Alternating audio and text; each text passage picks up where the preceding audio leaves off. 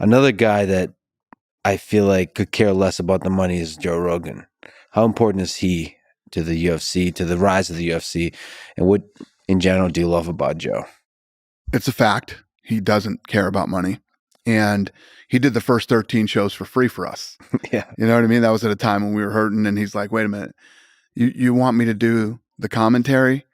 You're saying that I get to sit in the best seat in the house and watch these fights for free? Yeah. Yeah, I'm in. Yeah. So, and then obviously when we turned things around, we made it up to Joe.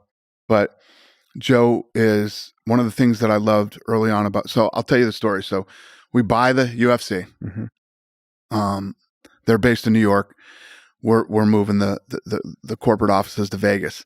So I have to fly out to New York, go into the offices and start going through everything and figuring out what needs to come back to Vegas and what we can just throw away.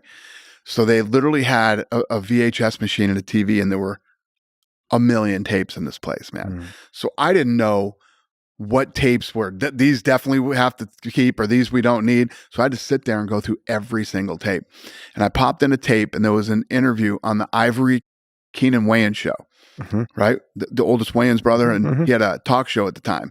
And he had Joe Rogan, the guy from Fear Factor, on the show. Yeah. And he was promoting Fear Factor, but all he would talk about was UFC. And yeah, that's Joe. He was talking about how people think that these guys in the martial arts movies are tough and could do it. And he was talking about what UFC fighters would do to these martial arts guys if they ever got their hands on them. And I was like, this is exactly what I need. A guy who isn't afraid to speak his mind and knows the sport inside and out, but more importantly, is super passionate about it and loves it. So when you see Joe Rogan on camera, and I was talking about the paid talking heads that they had in HBO boxing that were terrible. Joe Rogan does not come off as a paid talking head. He comes off as a guy who loves this. And so early on, no media would cover us. So I had to buy my way onto radio. So we do these radio tours, right? And they would drop us in. You'd have to get up at 3:30 in the morning in Vegas on the West Coast. And because they're at 6:30 in the morning in New York and Boston and Florida and all these other places. So they drop you into these markets to do radio, right? And the fighters were horrible at it. Fighters getting up at 3:30 in the morning, especially leading up to a fight, never good. Yeah. They sound like they're tired. They act like they're tired. And they definitely act like they don't want to be on there. And it's bad radio. What you can't have is bad radio. So the only two people that could pull off these radio tours were me and Joe Rogan.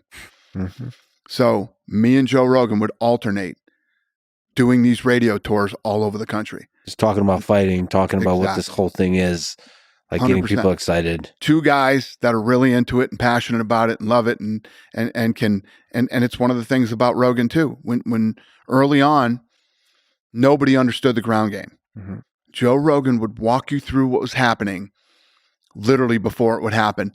He would tell you the setup, what was going to come next, and everything, and just absolutely articulate it perfectly, brilliantly, and people at home started to understand. And the impact that Joe Rogan has had and continues to have on this sport is immeasurable.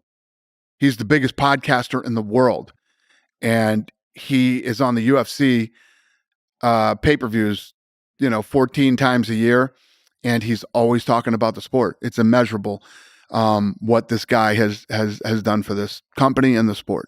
Yeah, still to this day. Like I'll have dinner with him offline. He'll just talk fighting. Yep. He just loves it.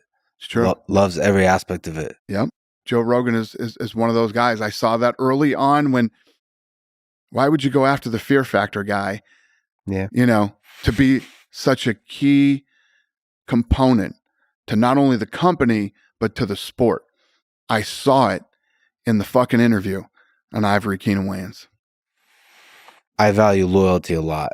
And I remember there was a moment not too long ago, maybe a year ago, when I was sitting with Joe and he had a phone call with you. Joe was getting canceled for something. And they didn't want him commentating the fights.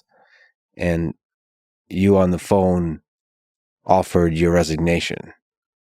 over this. I got teary-eyed over that. That's such a... You're a good man, you know? Thank you. That was powerful. Anybody who is with me, has been with me, knows. When you're with me, you're with me. It's a two-way street. It's not a one-way street. I'm not one of these guys that is going to roll over and it's like going through COVID. I wasn't laying any of these people. Some of these people have been with me for 20 years. We're gonna lay them off. Mm-mm. This motherfucker will burn Yeah. before I would do that to my people.